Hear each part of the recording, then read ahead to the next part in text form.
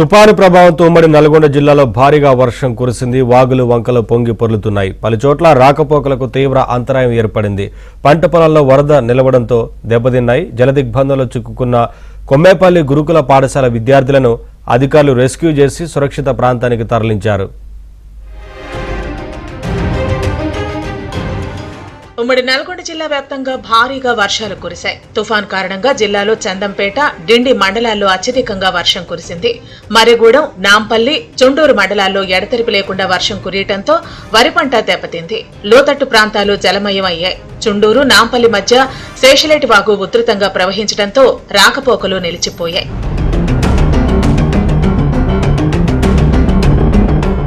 నల్గొండ జిల్లాలోని చందంపేట, డిండి మండలాల్లో వాగులు వంకలు ఉధృతంగా ప్రవహిస్తున్నాయి. దీంతో ఆయా మండలాల్లోని గ్రామాల్లో పంట పొలాలు నీట మునిగాయి. వందల ఎకరాల్లో పత్తి పంట నీట మునగడంతో రైతులు ఆవేదనలో ఉన్నారు.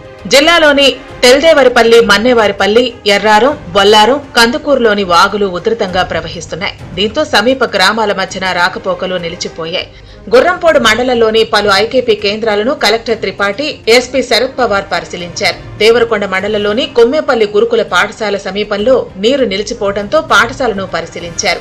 పాఠశాల విద్యార్థులను రెస్క్యూ చేసి సురక్షిత ప్రాంతాలకు తరలించారు. కొండమల్లేపల్లి పట్టణంలోని కుంట పొంగటంతో నల్గొండ రోడ్డుపై నీరు ప్రవహిస్తూ వాహనదారులకు ఇబ్బందికరంగా మారింది. తుఫాన్ కారణంగా చేతికి వచ్చిన పంట నేలపాలైందని రైతులు తీవ్ర ఆవేదన వ్యక్తం చేస్తున్నారు.